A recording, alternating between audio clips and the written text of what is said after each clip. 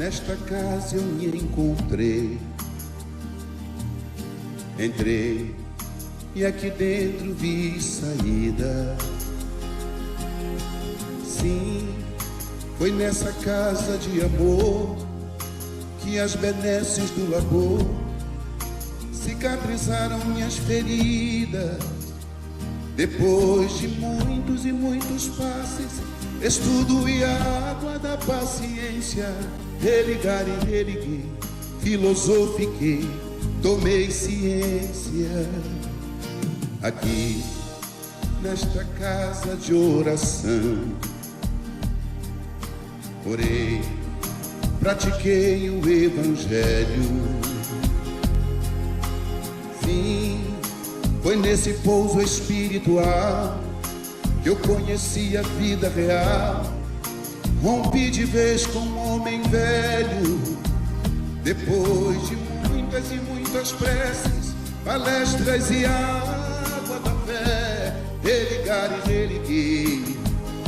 A casa, quando é santa, é posto de emergência, hospital de alma, dissipando dores, transcendentes traumas, frente de serviços que a todos levanta, pronto atendimento de Deus, oh Santa Casa Santa.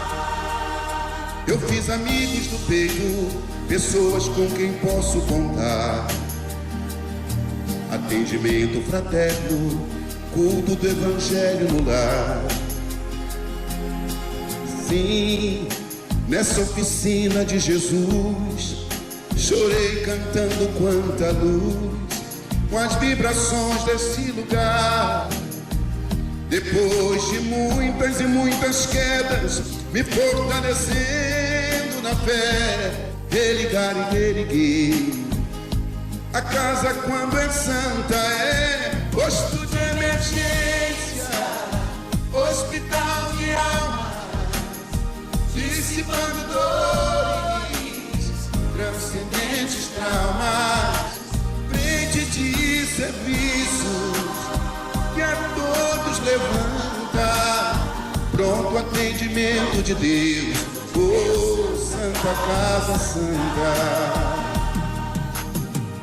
Por isso canto e dou graças a Deus, secando lágrimas nos olhos meus. Depois de muitas e muitas preces, palestras e água da fé, religar e religuei. Toda casa, quando é santa, é posto de emergência, hospital de alma, dissipando dores, transcendentes traumas, frente de serviços que a todos levanta, pronto atendimento de Deus, oh Santa Casa Santa.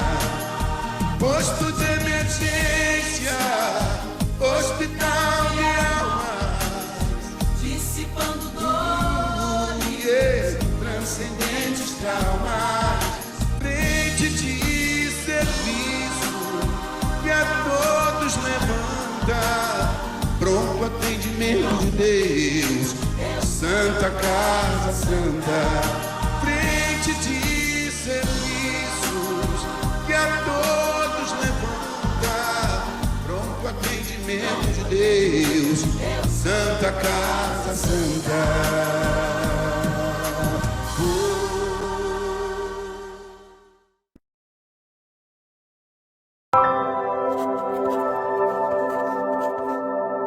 Vivemos num mundo bastante conectado, mas muitas vezes com mais solidão. O prazer pode transformar-se em peso ou profunda tristeza. A vontade de morrer não aparece de repente, e o suicídio é uma última e desesperada tentativa de comunicação para libertar-se de um sofrimento que parece não ter fim. Neste momento de extrema fragilidade, ser acolhido é fundamental. Conversar com alguém pode ajudar. Isto é o que os voluntários do Centro de Valorização da Vida, o CVV, procuram fazer. Compreender e aceitar, sem julgamentos e preconceitos. Tudo isso para olhar o outro do seu próprio ponto de vista, com empatia, de forma fraterna e que facilite o desabafo. O sigilo e a disponibilidade oferecidos pelos voluntários são valores fundamentais. O voluntário do CVV é uma pessoa comum, que compreende que somos todos iguais e que busca melhorar o autoconhecimento para se colocar cada vez mais aberto para entender a dor do outro. O voluntário sabe que a única coisa que o diferencia naquele momento de quem busca ajuda é apenas a circunstância da vida. Assim como as pessoas, o CVV nunca está pronto. Está em constante movimento a caminho do aprimoramento contínuo e precisa de você a ajudar a quem precisa.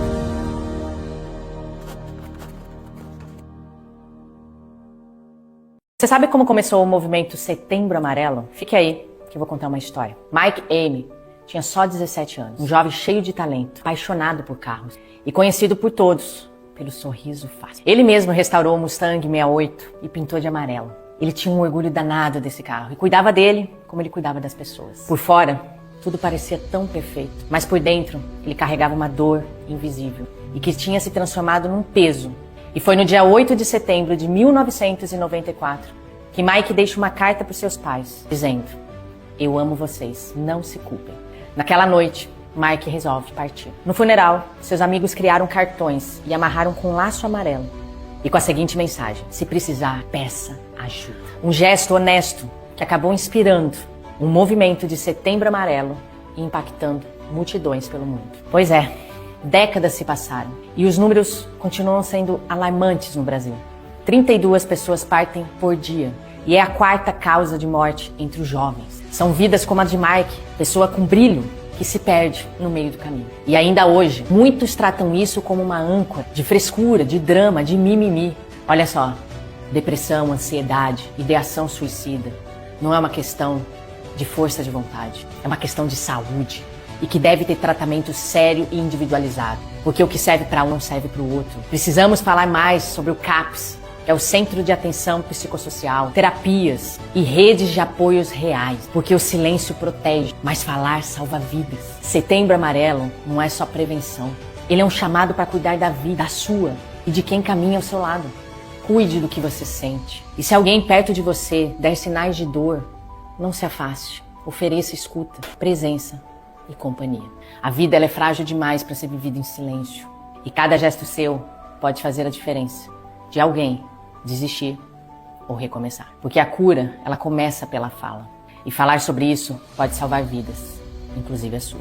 Se fez sentido, marque alguém e compartilha para que esse vídeo alcance mais e mais pessoas. E para dizer: você não está sozinho.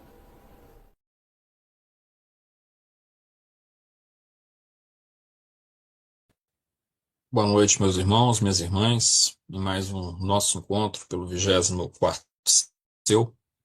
Antes de nós iniciarmos o nosso estudo, o tema de hoje, nós vamos primeiro fazer uma leitura de harmonização e nossa oração, de abertura desse trabalho. A nossa leitura de harmonização é do livro Caminho, Verdade e Vida, pelo Espírito de Emmanuel. E o tema é esforço e oração. É uma passagem de Mateus, no capítulo 14, versículo 23, e o evangelista escreve o seguinte: "E despedida a multidão, Jesus subiu ao monte a fim de orar à parte. E chegada já tarde ali, ele estava só." De vez em quando surgem grupos religiosos que preconizam o absoluto retiro das lutas humanas para os serviços de oração. Nesse particular, entretanto, o mestre é sempre fonte de ensinamentos vivos. O trabalho e a prece são duas características de sua atividade divina. Jesus nunca se encerrou à distância das criaturas. com o fim de permanecer em contemplação absoluta dos quadros divinos que iluminavam o coração. Mas também cultivou a prece em sua altura celestial. Despedida a multidão, terminado o esforço diário, estabelecia a pausa necessária para meditar à parte, comungando com o Pai na oração solitária e sublime. Se alguém permanece na Terra, é com o objetivo de alcançar um ponto mais alto nas expressões evolutivas, pelo trabalho que foi convocado a fazer. E pela oração, o homem recebe de Deus o auxílio indispensável à santificação da tarefa. Esforço e prece completam-se em toda atividade espiritual. A criatura que apenas trabalhasse sem método e sem descanso acabaria desesperada, em horrível secura de coração. Aquele que apenas se mantivesse genuflexa estaria ameaçada de sucumbir pela paralisia e ociosidade. A oração ilumina o trabalho e a ação é como um livro de luz na vida espiritualizada. Cuida de teus deveres, porque para isso permaneces no mundo. Mas nunca te esqueças desse monte, localizado em teus sentimentos mais nobres, a fim de orares à parte, recordando o Senhor. Nós vamos então fazer a nossa oração de início dos nossos trabalhos, elevando o nosso pensamento a Deus, nosso Pai e Criador, em profunda gratidão, Senhor, por esse dia em nossas vidas, mais esse dia em nossas vidas, pela oportunidade de estarmos encarnados aqui no planeta Terra, de nos ter criado, Pai, de nos ter concedido o dom da vida, da consciência e de poder seguir Tuas leis, de nos aproximarmos de Ti. A Jesus, Mestre querido, que tem envolvido a todos nós em Teu imenso amor, que acompanha a nossa jornada de tantas e tantas reencarnações e tantas vivências, continua a nos acompanhar e continua a nos ajudar, Mestre. Muito obrigado. Obrigado aos mentores espirituais. Abençoe a todos que nos ouvem neste momento, todos que nos acompanham. Que o estudo dessa noite, sob Teu amparo, Senhor, sob o amparo dos nossos mentores, possa produzir bons frutos. Em Teu nome, Mestre. Muito obrigado e que assim seja. Muito bem, meus queridos irmãos e irmãs. O tema de hoje, né? A imortalidade da alma, o sentido da vida, está dentro desse contexto de Setembro Amarelo. Esse tema, imortalidade da alma, nós vamos estar trabalhando ele, imortalidade da alma, sentido da vida, dentro de um contexto maior, que nós chamamos de completude. Completude que todos nós buscamos, e ela é representada por completude. Completude ocorre quando nós alcançamos aquilo que nós chamamos o estado de transcendência. E ela é variável, né? Porque cada indivíduo no mundo onde ele está vivendo, onde ele está estagiando, e o grau evolutivo dele, ele alcança esses níveis de transcendência muito elevados ou mais ou menos elevados. Essa completude, elas é compostas por várias dimensões. Por exemplo, a capacidade de amar, a capacidade de obter conhecimentos, de conhecer muitas coisas, o exercício da oração, da conexão com o plano espiritual, isso é uma das dimensões da transcendência. O sentido de imortalidade, a percepção da imortalidade do espírito é uma dimensão dessa completude. Então, na verdade, se nós poderíamos enumerar uma série de dimensões que compõem esse elemento de completude, de transcendência, que é um objetivo de todos nós. E aqui nós vamos tentar relacionar um pouquinho essa questão entre tantos elementos importantes que precisamos desenvolver, a fé, o conhecimento, o amor, mas desenvolver esse entendimento da imortalidade e trazê-lo para a nossa vida, no nosso dia a dia. E isso é também alimentar uma dimensão de nossa própria completude E quando nós estamos trabalhando essa transcendência, estamos também dando sentido, significado à nossa existência, que é um dos grandes e graves problemas que afetam a nossa humanidade. Sempre afetaram. Só que hoje nós estamos num mundo um pouco passando por uma fase de muitas mudanças. E essas mudanças, essas transformações muito abruptas, nós temos dificuldade para lidar com elas. Há também uma encarnação muito grande de espíritos. Temos espíritos superiores, temos espíritos missionários, mas a quantidade muito grande de espíritos vindo, muito ainda imaturos, e alguns até inferiores mesmo. E por isso vemos muita violência, muito desequilíbrio no campo sexual, muito desequilíbrio no campo do apego material, porque existem muitas oportunidades que não haviam antes e nós não estamos necessariamente mais evoluídos no sentido moral. Nós evoluímos moralmente, mas não tanto quanto cognitivamente, quanto intelectualmente. E chega uma hora que a gente começa a ter alguns desequilíbrios quando um avança muito mais do que o outro, né? Mas isso não é só essa questão, essa é uma das questões. Mas todos aqui estamos investidos de um dever, de uma missão, de uma tarefa. Fomos colocados aqui por Deus por uma razão. E essa razão é a transcendência, a completude, dentro do nosso nível. Quando alcançarmos outros níveis evolutivos, novas etapas de transcendência surgirão.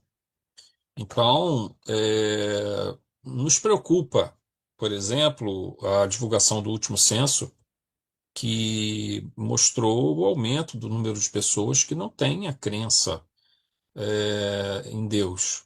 Não tem ligação com nenhuma religião, com nenhuma religiosidade, com nenhum movimento espiritualista. Isso é a crença no nada. Não vou dizer que seja um niilismo, não chegaria tanto, apesar que muitos deles se enquadram nesse elemento nihilista, mas obviamente quase todos esses serão ateus ou agnósticos. Lembrando que ateu é aquele que nega a existência de Deus, agnóstico é aquele que não acredita e nem não desacredita, né? E nem desacredita. Ele simplesmente não. Ele entende que não há prova nem contra nem a favor da existência de Deus, portanto, não é um objeto de sua preocupação. E isso nos preocupa porque aumentou o número de pessoas que apresentam esse quadro no Brasil, né?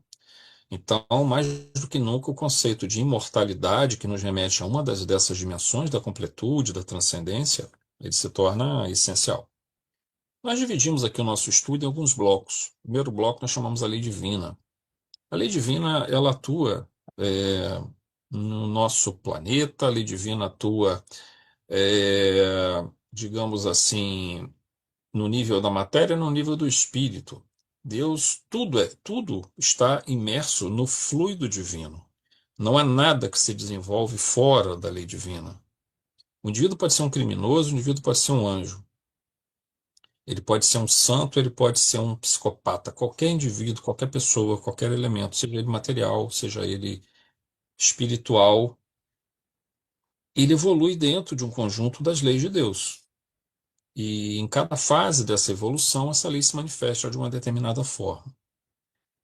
No campo da matéria, por exemplo, do mineral e dos átomos, no campo das moléculas, no campo das energias, essas leis são determinísticas.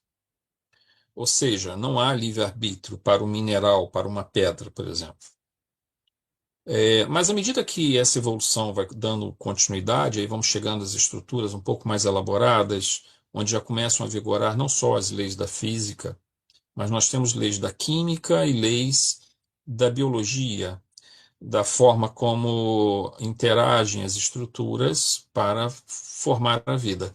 Então, nessas estruturas mais simples, os vírus, as bactérias, as plantas, os fungos, nós vamos começando a observar ali o desenvolvimento de uma estrutura mais complexa do que era aquela do mineral. Essa estrutura ainda continua submetida à mesma lei divina, só que aplicada, mais uma vez, como nós falamos, de um sentido determinístico. Não há livre-arbítrio para a planta ou livre-arbítrio para a bactéria ou para o vírus. E esse processo continua, essa evolução do chamado princípio inteligente, que não é o espírito ainda, é um princípio inteligente.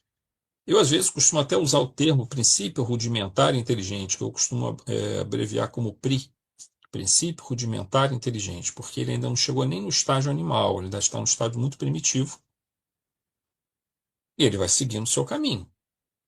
E aí nós entramos no mundo animal nas suas formas mais simples. E aí começa o desenvolvimento de uma série de fatores associados ao surgimento da vida, por exemplo, a percepção, os instintos. À medida que o próprio cérebro também vai se desenvolvendo, o cérebro animal, na sua forma mais simples, vamos dizer, no réptil, por exemplo, essa forma animal, ela tem uma série de elementos que faltam. Ela não tem, melhor dizendo, elementos que já existem no mamífero, por exemplo, sistema límbico, né? O réptil ele tem um sistema mais simples. Então ele processa de uma maneira mais difícil as emoções, vamos dizer assim, as percepções emotivas. O mamífero já começa a ter essa percepção emocional mais forte. Nós já observamos isso nos nossos animais de estimação, por exemplo, quando nós começamos a ver então que eles já manifestam tendências que não são absolutas dentro daquela raça ou daquela espécie de animal, o que significa que ali já começa um ensaio de livre-arbítrio. Ainda que ali continue sendo um princípio inteligente, não um espírito, mas ele vai chegar à condição de um espírito, ali nós temos o exercício de um princípio inteligente que está começando a sair fora daquele determinismo absoluto e ter alguns desempenhos e algumas características identificáveis e que os diferenciam de outros animais do mesmo tipo, da mesma espécie, da mesma raça. Isso nós observamos nos nossos animaizinhos, por exemplo, cachorros. A gente vai ver que um tem uma característica, outro tem outra característica, e isso começa a mostrar que já não é a mesma coisa que uma pedra ou a mesma coisa que uma planta. Ele já tem um nível de sensibilidade que já mostra um grau acima de evolução, mas ainda não é uma consciência, né? Ainda não há ali uma consciência, mas há a lei de Deus atuando para que aquele ser possa então se desenvolver. E à medida que nós vamos alcançando outros estágios, chegamos ao estágio da humanidade, que é um dos estágios, porque ainda temos outros estágios à frente. Temos o estágio, por exemplo, da angelitude, né? Mas nosso caso agora é o estágio da humanidade. E dentro desse estágio da humanidade, aí surge, sim, pela consciência, a ideia do livre-arbítrio. Nós temos a cognição, ou seja, a inteligência, que nos permite avaliar aquilo que é certo e errado. Nós vamos falar um pouco melhor dessa questão do certo, o que é o certo e o errado, nós vamos falar um pouquinho mais à frente, mas ele já começa a ter essa percepção e tomar decisões a partir da sua cognição. Ele começa a tomar decisões e começa a arcar com as responsabilidades dessas decisões. Muito bem. Mas, fundamentalmente, todo ser, desde a escala animal, isso já começa, só que de uma maneira muito mais simples. Mas no ser humano, todo ser humano, fundamentalmente, busca a felicidade e a paz. Tirando a exceção daqueles indivíduos que se encontram em estados de transtorno psicótico, neurótico, graves, todas as pessoas desejam a paz e a felicidade. Mas o que é essa felicidade? Bom, como nós estamos ainda no estágio evolutivo e estamos ainda no estágio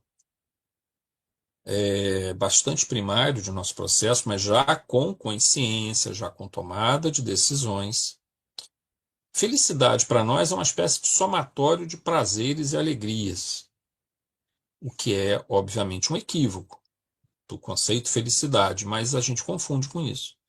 Então, nós achamos que somos felizes se nós conseguimos somar uma quantidade de momentos prazerosos bem maior do que a quantidade de momentos tristes ou dolorosos. Mas isso é um equívoco. A felicidade não é, na verdade, um somatório de momentos alegres em detrimento de momentos tristes. A felicidade é um estado de espírito, é a forma como nós lidamos e entendemos o mundo que nos cerca. E isso depende de um certo nível de maturidade dentro desse processo. Mas, fundamentalmente, seja ainda em buscas materiais ou não, nós desejamos a felicidade, desejamos a paz interior. Para os espíritos mais evoluídos, para os missionários, a felicidade significa aprendizado, conhecimento. A felicidade significa uma conexão com Deus, com o sagrado, com outros espíritos, com outras pessoas, é uma conexão, esse elemento de conexão. Nós estávamos falando de completude e falamos de fé, de espiritualidade, né? Falamos de conhecimento, de amor, e também comentamos do senso de imortalidade como sendo um dos elementos da completude, do senso de transcendência, mas essa capacidade de conexão com outros indivíduos, percebendo Deus manifesto em outras pessoas, como uma projeção do divino, que na verdade é o que Jesus nos ensinou. Nós não temos como perceber Deus diretamente. Tentamos fazê-lo e, eventualmente, sentimos uma energia muito forte nos envolver, mas nós absolutamente estamos muito longe desse processo ainda. Então, nós vamos meio que tateando e tentando encontrar, por intuição e por várias técnicas, a oração sendo muito efetiva nesse processo, e a harmonia com a lei divina. Mas não resta dúvida que Jesus nos ensinava a amar. Por que Jesus nos ensinava a amar ao próximo? Porque ao amar ao próximo, eu estou amando a obra divina, na sua expressão mais desenvolvida aqui na Terra. E, portanto, eu estou me aproximando do Criador quando amo a sua própria obra.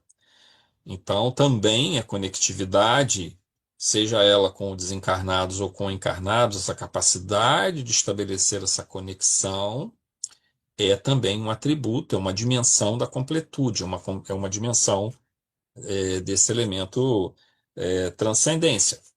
Então, dá para nós entendermos que se eu trabalho um sentido mais profundo de felicidade e paz, fugindo ou não considerando que essa felicidade e paz esteja radicada só em valores materiais, em prazeres sensoriais, ou seja, que essa felicidade e paz comece a se aproximar do sentido de felicidade e paz dos espíritos superiores, ou seja, a fé, a espiritualidade, o amor ao próximo, e sentir prazer, alegria em amar ao próximo, sentir alegria em ter o conhecimento, em buscar o conhecimento, em se enriquecer do conhecimento.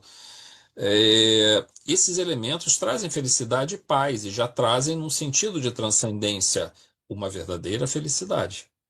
Porque transcendência é um estado que, quando começa a ser desenvolvido, ele inevitavelmente trará a paz e a felicidade à criatura, né? Então, portanto, o senso também de imortalidade, ele é uma das dimensões que vai nos ajudar a sentir esse senso de paz e de felicidade. Ninguém está, digamos assim, impedido de buscar paz e a felicidade. Na verdade, deve ser um dever nosso. É porque nós acabamos fazendo isso, muitas vezes de uma maneira equivocada, porque a própria definição de felicidade para nós é uma definição equivocada, como nós falamos. Às vezes nós definimos felicidade como um somatório de prazeres e alegrias, e não é isso. A felicidade é um estado de visão, de percepção da realidade e de como nós lidamos com ela, como nós trabalhamos o nosso emocional diante das inúmeras formas pelas quais nós nos relacionamos com as pessoas, com o mundo, com as coisas que nos acontecem. E a paz também não é um estado de repouso absoluto, aliás, até o que nós, de certa forma, lemos na leitura de harmonização. O indivíduo que entrasse num estado de oração e se afastasse do mundo. A paz não é isso. Você pode exercer essa paz, melhor dizendo, exercitar essa paz, no sentido de práticas de oração, de contemplação, de meditação, mas para se fortalecer e para nós assim nos reabastecermos, né, as nossas baterias, as nossas forças nas lutas que vamos travar, nos aprendizados que vamos realizar, nas coisas que vamos fazer, mas não fugir para esse lado como muitos às vezes fazem no sentido religioso mais extremo. porque isso também é uma falsa paz. A paz não é isso. A paz é estar de bem com a lei divina, né? Paz e felicidade, elas são quase sinônimos. Não chegam a ser sinônimos, mas são quase elementos sinônimos. E aí, quando a gente aprende aos poucos a começar a realizar as coisas no plano do espírito, ou seja, conhecimento, fé, amor, sentido de imortalidade, conectividade, ou seja, quando começamos a alimentar esses elementos que compõem essas dimensões múltiplas, que compõem a completude ou o senso de transcendência, quando nós começamos a realizar esse processo, nós entramos numa crise. Por que essa crise? Porque nós estamos num estágio intermediário. Nós temos parte da nossa felicidade agregada à matéria, ao nosso corpo físico, e tem que ser assim, não tem como fugir disso. Por quê? Porque se eu estou ligado ao corpo físico, a minha percepção do mundo em que eu estou, meu espírito recebe o mundo em que eu estou envolvido a partir do corpo físico. Então, se meu corpo físico está em desordem, se eu estou doente, se eu tenho algum problema neurológico, qualquer coisa nesse sentido, meu sistema nervoso está abalado, a minha percepção do mundo está prejudicada, ou seja, meu espírito ele percebe o mundo onde ele está encarnado pelo corpo físico. Dessa forma que acontece esse processo. Então, o corpo físico tem que estar também adequadamente suprido, inclusive nas suas necessidades, até mesmo de prazer. Não há erro nisso, não há equívoco nisso, mas todo exagero e todo abuso dessas faculdades levam ao desequilíbrio. Então, nós começamos a estar numa fase em que nós, em parte, somos seres materiais, em parte, somos seres espirituais. Em parte, somos ainda indivíduos que buscam essa felicidade equivocadamente como um somatório de prazeres e momentos de felicidade, e, ao mesmo tempo, somos indivíduos que começamos a ver que a felicidade é a visão de que a vida faz sentido, de que a vida nos oferece oportunidades de algo que está muito além daqui da própria Terra. Uma vez que, para nós espíritas, nós vivenciamos dois estágios simultâneos, um na matéria, outro no plano espiritual, o tempo todo. E isso gera uma crise, porque quando nós buscamos essa luz e vamos em direção a ela, é como, imagina só os nossos pés saindo do chão e flutuando, e nós estamos tentando agarrar essa luz, que é esse plano mais sublimado, isso no nível da nossa própria consciência, e aí nós sentimos faltar o chão sob nossos pés, uma vez que parte da nossa alegria, melhor dizendo, da nossa felicidade, e paz também num sentido um pouco equivocado, sente falta dessa matéria. E aí nós nos assustamos e queremos voltar novamente à matéria. Aí nós voltamos à matéria. Mas aí começamos a sentir falta dessa transcendência. Por quê? Porque ela é inerente a nós. Uma vez que, tendo alcançado o estado de consciência e de percepção da lei divina, toda vez que nós nos afastamos da lei de Deus, nós entramos num estado de conflito interior. Então, muito do nosso próprio sofrimento é um conflito em relação à lei de Deus que está dentro de nós e o nosso comportamento que está indo no outro sentido, numa outra direção. Então, essa fase de transição que nós estamos é uma fase que, por si só, ela traz desafios. Teremos que encontrar um ponto de equilíbrio, mas sempre entendendo que a cada passo da jornada nós não podemos nos deslocar para o lado da matéria. Nosso deslocamento precisa ser gradual, devagarzinho, para o lado do espírito. Isso deve ser buscado com cuidado, mas com perseverança, dentro daquilo tudo que nos tem sido ensinado por irmãos encarnados e desencarnados, inclusive pelo Cristo, por Jesus, ao longo de inúmeras eras, né? Bom, ora necessitamos então desses elementos materiais, dinheiro, segurança, apego, sensações, sensualidade, poder. Poder, ele é tentador sob vários aspectos. Ora, vamos sentir um vazio existencial, porque indica que valores mais significativos precisam ser desenvolvidos. E quando começamos a desenvolvê-los, começamos a novamente vislumbrar essa paz, essa felicidade que ela tem um sentido totalmente diferente daquela felicidade passageira que logo fica flutuando. A felicidade verdadeira, por ser uma interpretação do espírito, uma compreensão do espírito, ela perdura. Ela tem uma capacidade uma resiliência de lidar com as adversidades. Bom, a lei divina, na questão 621 do Livro dos Espíritos, é dito que a lei divina está escrita na nossa consciência.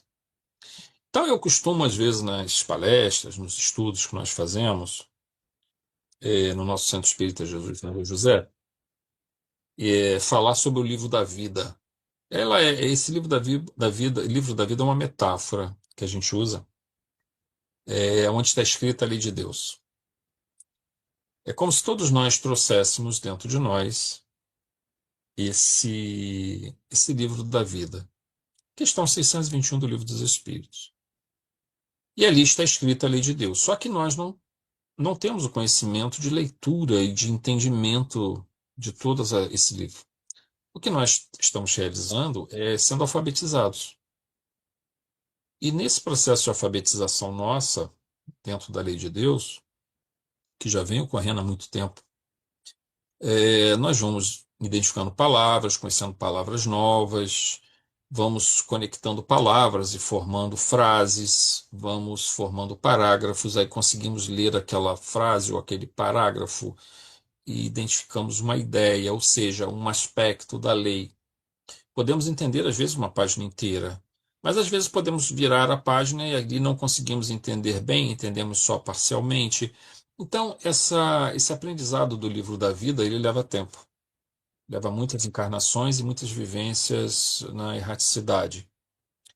E à medida que nós vamos entendendo esse livro da vida e o que ele contém, ele é a receita para a nossa vida de paz e de felicidade.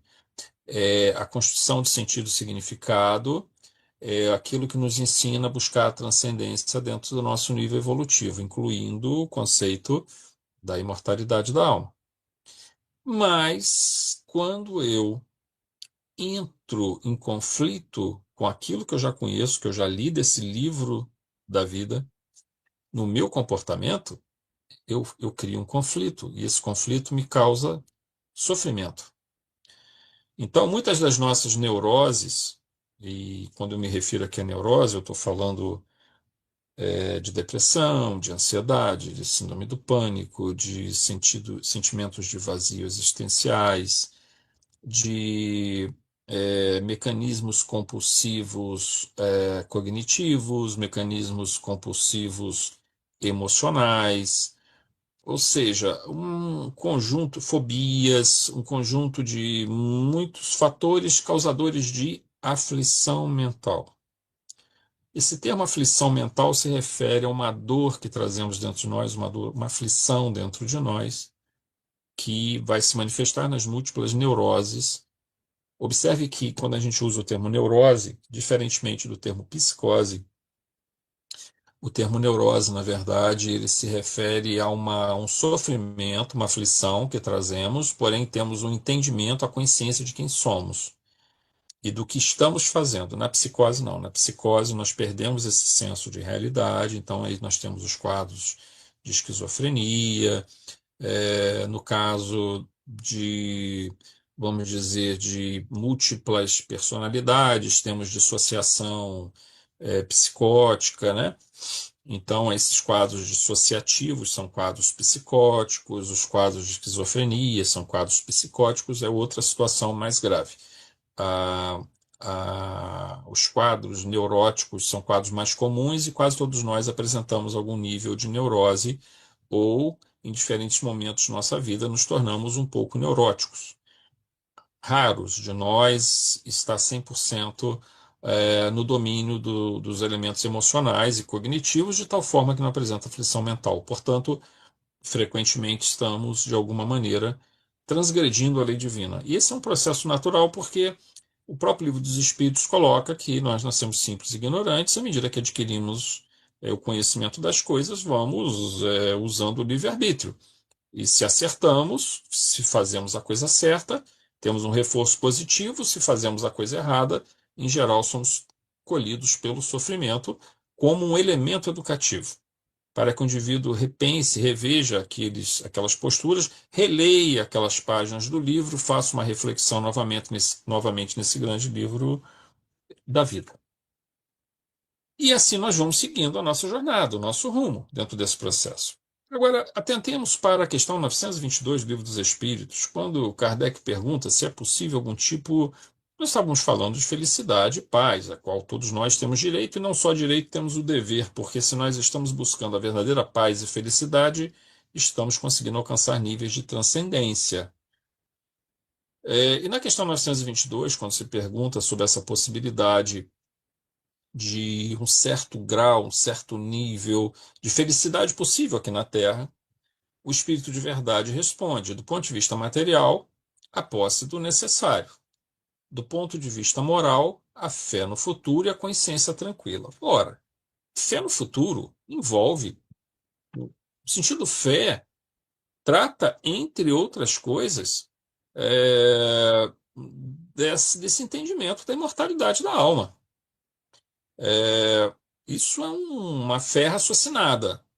Por que fé raciocinada? Porque nós temos inúmeros casos dentro da doutrina espírita, incontáveis depoimentos e estudos desde o início da codificação, de irmãos nossos que foram para o plano espiritual, e se bobear, nós mesmos já demos esses depoimentos em livros que se encontram hoje disponíveis para os espíritas e para outros que não são espíritas, mas que queiram conhecer, onde o espírito dá as provas da sua continuidade de vida após a morte. E todos nos asseguram dessa imortalidade da alma. E esse sentido de mortalidade ele está entranhado dentro do conhecimento espírita. Então, portanto, quando a gente fala de fé, e a fé, entre outras coisas, é uma fé na imortalidade, ela trata de uma fé raciocinada. Por quê? Porque ela tem várias evidências que nos foram trazidas por outros espíritos que fizeram essa passagem para o plano maior da existência, o verdadeiro plano até da existência, e nos trouxeram esses conhecimentos. Ora, o sentido de imortalidade, ele traz esse profundo senso de percepção, de segurança, de saber que tudo que nós estamos fazendo perpetua-se. Não como uma memória apenas, que também é importante, mas não é apenas uma memória que fica para as outras pessoas, é uma memória para nós, que continuamos vivos. E tudo que nós construímos agora, nós levamos conosco. Então, isso faz valer muito, muito a pena. E não é só uma imortalidade pelo ato de ser imortal, é uma imortalidade pelo ato de se alcançar a plenitude, a completude, a transcendência. Então, essa imortalidade ela se reveste de uma força extraordinária capaz de dar sentido e significado a qualquer existência, né? Então, isso tem sido um ponto fundamental dentro dos nossos estudos da doutrina espírita. Mas observem, quando também o Espírito de Verdade fala em consciência tranquila, o que é uma consciência tranquila? É a paz de espírito, no seu sentido verdadeiro. Quando a gente falou em felicidade, paz, a paz é uma consciência tranquila. Mas para que se tenha uma consciência tranquila, é preciso que o comportamento... E o que é o comportamento? É a palavra, o pensamento e a atitude. Palavra, pensamento e atitude. Esses três elementos compõem o comportamento. Quando esse comportamento, dentro do meu nível evolutivo, dentro do meu nível de alfabetização do livro da vida, quando eles estão harmonizados, eu estou em paz. Então, minha consciência está tranquila. Então, o nível de felicidade que nós falamos, felicidade e paz, ele está relacionado à fé, está relacionado à consciência tranquila, mas como nós somos seres materiais encarnados, ele também significa a posse do necessário, porque você viver na fome, na miséria, passando inúmeras provações, é muito difícil o indivíduo até encontrar a paz. Veja, eu não estou falando de pobreza ou riqueza. Eu estou falando que a miséria não é desejável. Ainda que nós saibamos que, por razões kármicas, às vezes o indivíduo precisa passar pela miséria, vamos dizer, não é nem a prova. Às vezes é a prova, às vezes é uma expiação da miséria. Mas essas são situações bem específicas, relacionadas a fatores kármicos muito graves. Mas o desejável é que numa sociedade não existisse a miséria, que nós lutássemos para vencê-la, para que as pessoas pudessem conseguir condições. As pessoas podem ser pobres, mas ter aquele mínimo de dignidade. A miséria rouba a própria dignidade. Então, o sofrimento associado a ela, é claro que em muitos casos ele se relaciona a mecanismos kármicos tão graves, mas tão graves, que o sofrimento derivado desse processo, e portanto ele quase impede a felicidade, tal nível que a miséria se coloca, mas que também esse espírito tem um comprometimento tão grande que às vezes o remédio tem que ser muito amargo.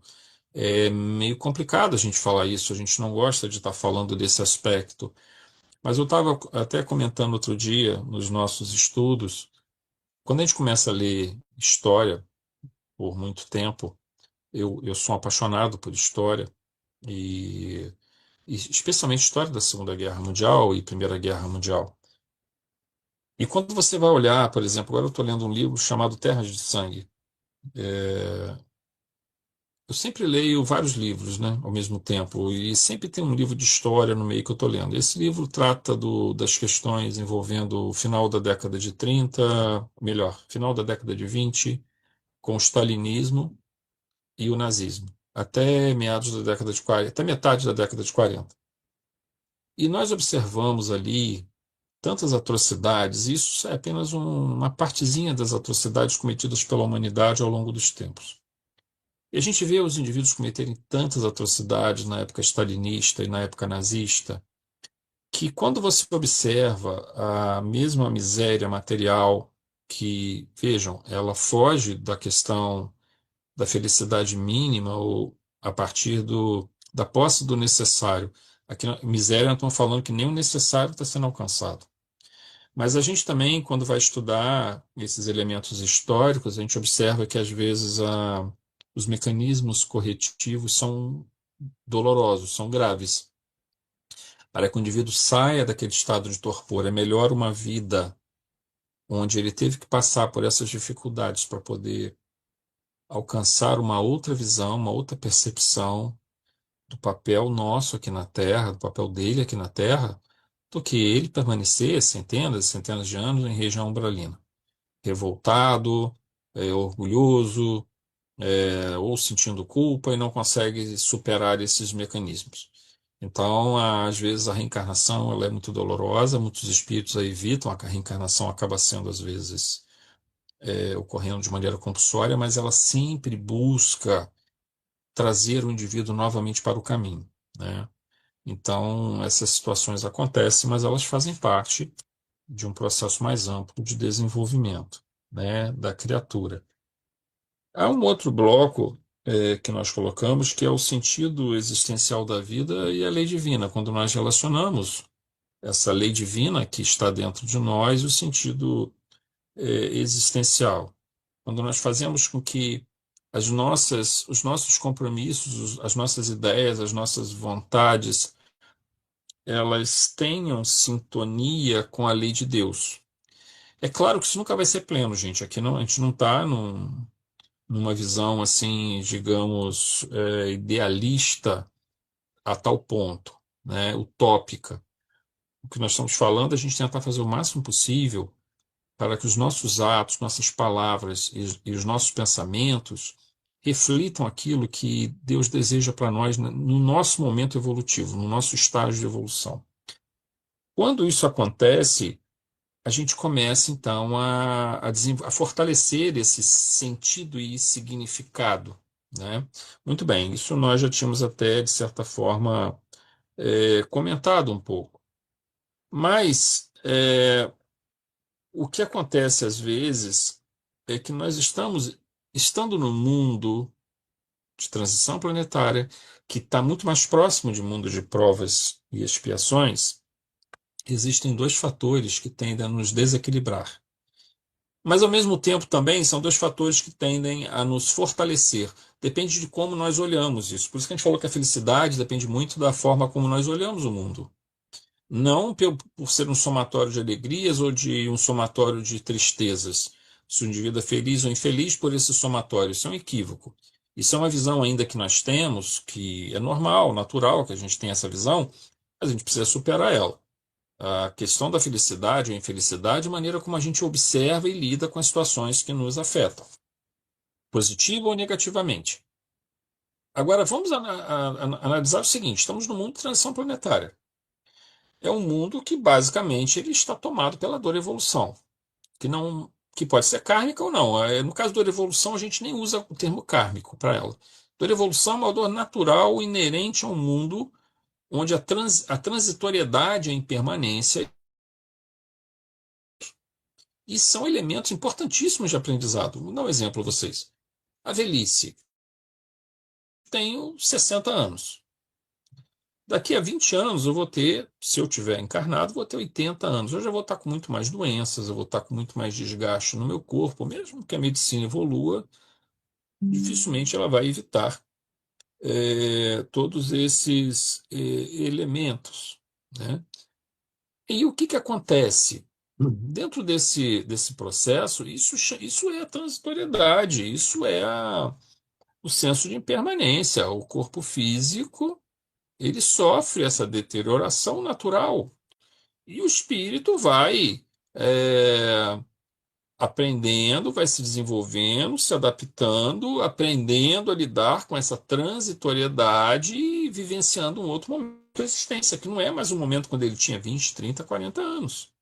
Cada fase da vida da criatura ela tem um aprendizado diferente a ser realizado. O indivíduo não pode ficar com 70, 80 anos lamentando a sua idade e pensando que ele ainda deveria ter 20, 30 ou 40. Isso não faz sentido porque cada fase da sua existência representa uma fase de aprendizado e de adequação ao que a lei divina espera dele naquele momento.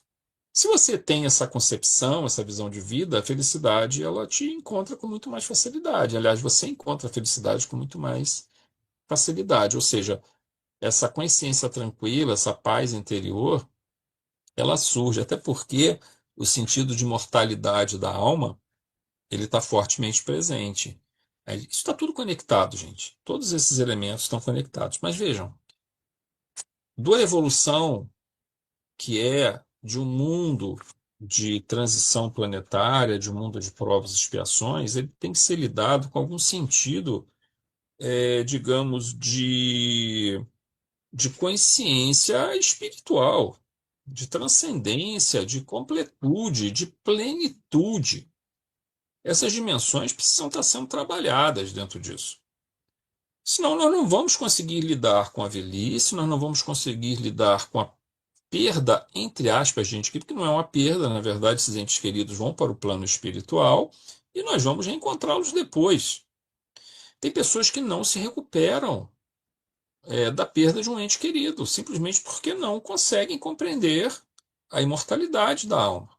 Não conseguem compreender o sentido de evolução, que é preciso o indivíduo cumprir o seu papel aqui na Terra, cumprir o momento de sua existência e precisa continuar esse processo num outro nível de evolução, com novas experiências, novas reencarnações, e esses espíritos vão se reencontrar.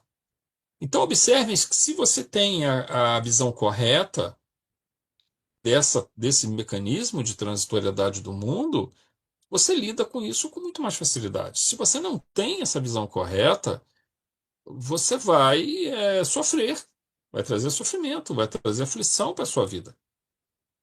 E é claro que a doutrina espírita tem trazido para a gente, o Evangelho da doutrina espírita, mecanismos extraordinários para a compreensão da importância de buscar essa completude, de buscar essa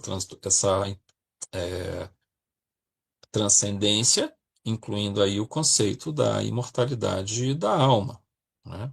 Então isso começa, então já temos uma ferramenta importante para lidar com essa dor e evolução, com as adversidades, com as decepções, com os elementos que surgem, a perda de um emprego, a perda de uma casa, um ente querido, uma doença que nós tivemos, que vamos ficar às vezes anos lutando contra para poder recuperar nossa saúde. Tudo isso são elementos naturais de um mundo de transição planetária.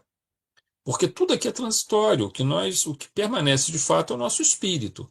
que segue em frente com toda a sua bagagem, e todas as conexões que ele criou, todas as conexões espirituais, todas as amizades que ele fez, mas também as inimizades. Por isso não devemos fazê-la, porque nós levamos elas também conosco, né? Então, uma visão desobstruída, uma visão clara, uma visão boa do mundo, nos dá uma possibilidade extraordinária de lidarmos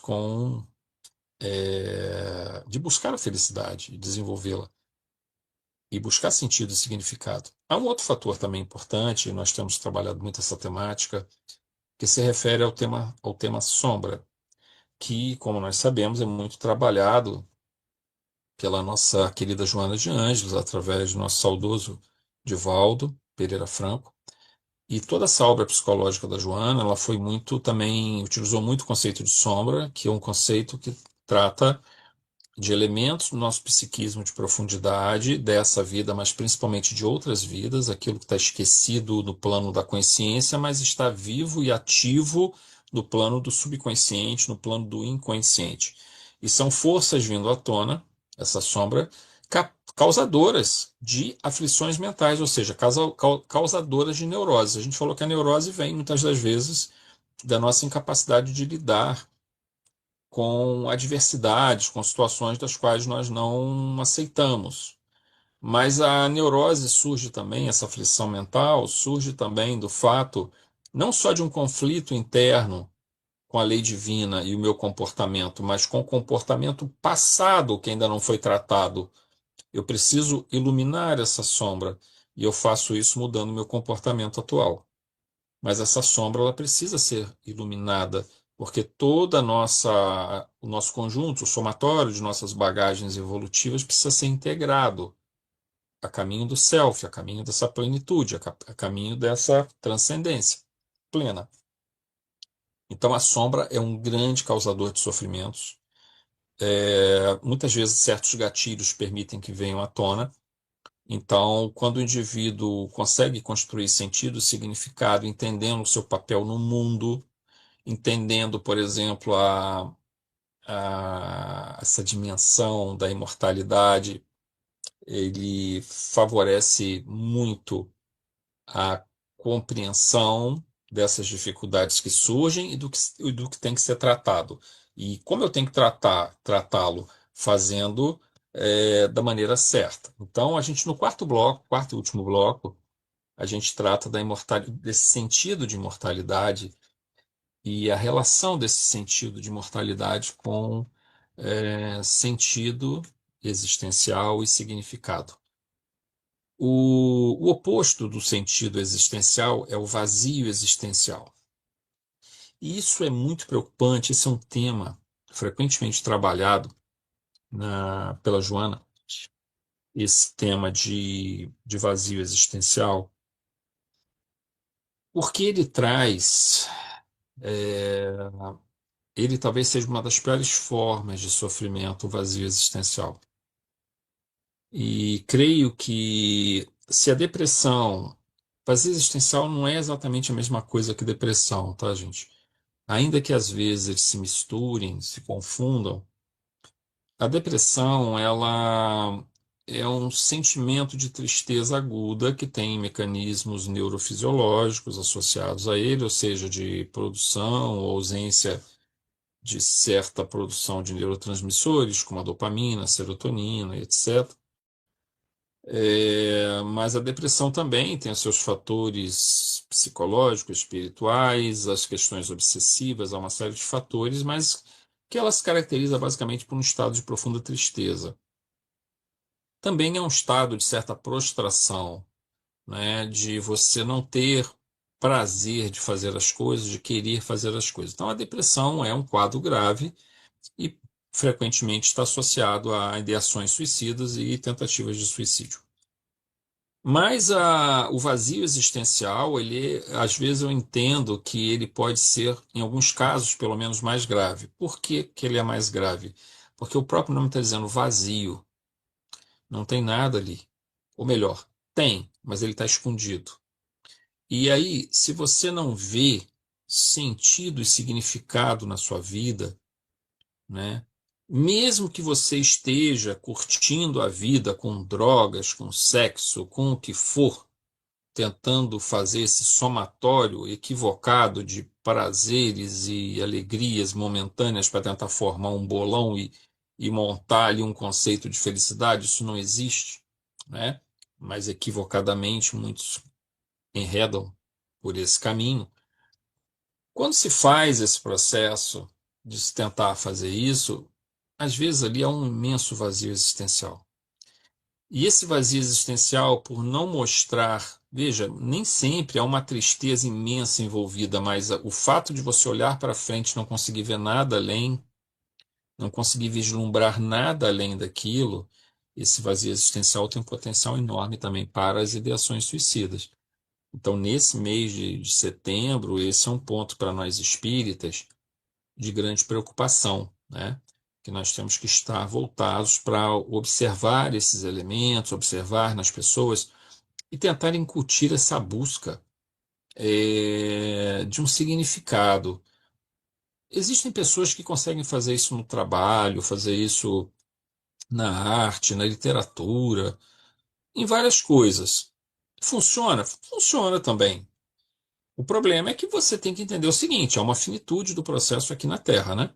Quando a gente deixa o plano material, nós iremos para o plano espiritual. Então, a gente tem que tomar só um certo cuidado, porque, por exemplo, se o meu sentido é só o trabalho, isso a gente vê um fenômeno que a gente vê muito na Ásia, por exemplo, entre os chineses, entre a classe média emergente chinesa, o pessoal trabalha 12, 14, 15 horas para tentar ficar rico, né? Eles vêm de uma percepção de escassez muito grande, de muitos anos atrás, que os pais passaram fome no período maoísta e tudo mais. E da década de 80 para cá começa a haver um surgimento de um progresso na China. E as gerações atuais, com seus 20, 30 anos hoje, é uma geração que vem já pegando um momento de um boom econômico. E eles trabalham uma coisa que nós brasileiros aqui nem sequer imaginamos, tá? É, vamos dizer assim, não é só o trabalho para poder sobreviver, é o desejo de se tornar rico. Para isso me refiro à classe média emergente. Muitas startups, muitos indivíduos empreendedores fazendo isso, e aí é um tipo de sentido para eles, de significado, mas vejam o perigo disso.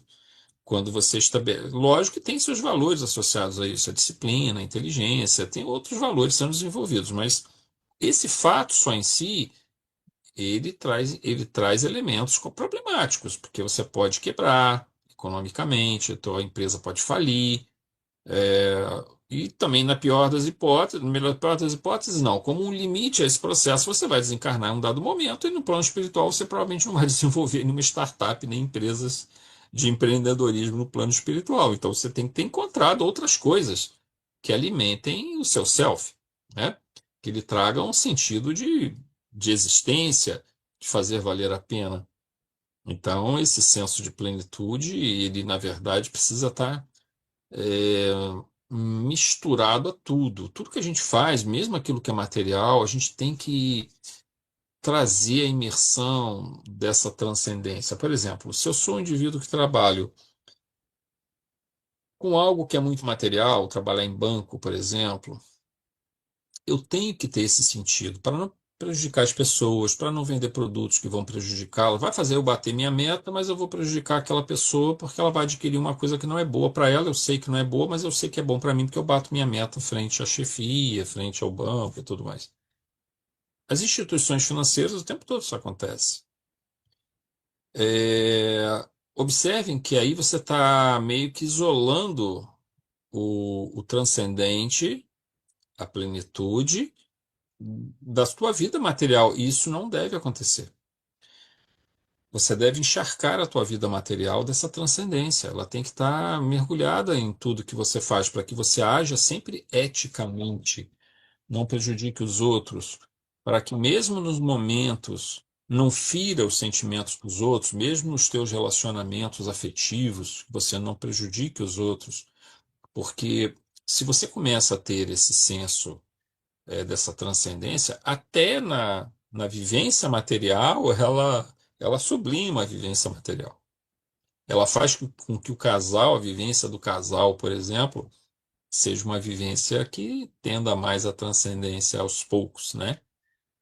Então, ela se mistura a todos os aspectos da vida. Portanto, sentido e significado é algo que não pode estar isolado desse entendimento de uma espiritualidade maior e de um entendimento de uma presença divina com seus atributos, com as suas leis, a nossa filiação divina, a nossa imortalidade, a nossa busca da perfectibilidade. Veja, o que adiantaria eu pensar em trabalhar sentido e significado para a minha vida no sentido mais profundo, mais filosófico, mais espiritual, se daqui a 10, 15, 20 anos eu vou morrer e eu pensasse que meu espírito simplesmente deixaria de existir? Eu vou tentar tirar o máximo de proveito que eu puder nas minhas relações. O egoísmo seria predominante. Não quero dizer que todas as pessoas seriam egoístas por não acreditar na vida após a morte, porque o indivíduo traz a bagagem de outras vidas, e isso é um freio nesse comportamento. Mas se nós fôssemos olhar friamente para uma pessoa que maximiza os seus ganhos, que razão ela tem de não prejudicar os outros para obter benefícios, se ela não vai ter nenhuma consequência disso no futuro? Se ela vai morrer mesmo, não vai acabar, vai deixar de existir, para que ela vai construir sentido e significado para a existência dela? Não há continuidade. Então, esse senso de continuidade que a imortalidade traz, e aí mais ainda, que não é só a imortalidade, mas é uma busca crescente da perfectibilidade. Afinal, somos filhos de Deus, caminhando rumo ao Criador, entendendo que a cada passo do caminho estamos galgando degraus mais altos. Inclusive aqui na Terra, numa próxima reencarnação. Quando eu trabalho agora melhorando eu como pessoa, como indivíduo, no meu sentido não só profissional, como pai, ou como esposo, como amigo, colegas, mas também como um espírito que está procurando se aprimorar a partir de 3 elementos muito importantes: desenvolvimento de uma espiritualidade, de um senso de espiritualidade, desenvolvimento de conhecimentos variados, não só na área espiritual, mas em várias áreas que possam me ajudar, né? E a capacidade de amar ao semelhante, né? De tentar ajudar as outras pessoas. Isso está agregando a mim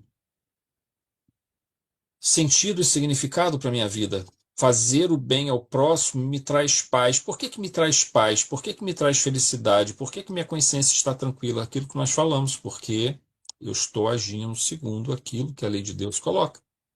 Então, se eu parto desse princípio da existência de Deus, dos seus atributos, se eu estou em harmonia com esses atributos, eu começo a sentir essa paz e essa felicidade, e eu começo a construir sentido e significado. Então, a imortalidade tem um peso imenso dentro desse processo. Então, meus irmãos, eu queria agradecer muito a quem nos acompanhou até esse momento. Espero ter sido útil e ter satisfeito os desejos da espiritualidade em passar essa mensagem de busca de sentido e de imortalidade, e que envolve também a perfectibilidade, o crescimento espiritual, entendendo a imortalidade, como nós falamos, como uma das dimensões da transcendência, e que sigamos o nosso caminho, porque não nos tem faltado a orientação e o roteiro, vários roteiros que nos ajudam a sermos espíritos cada vez melhores, espíritos cada vez mais felizes e mais em paz. Então, nós vamos fazer a nossa oração de encerramento do trabalho dessa noite, agradecendo muito a Deus pela oportunidade, pelas intuições, pelas ideias que nos foram sugeridas pelos nossos amigos espirituais.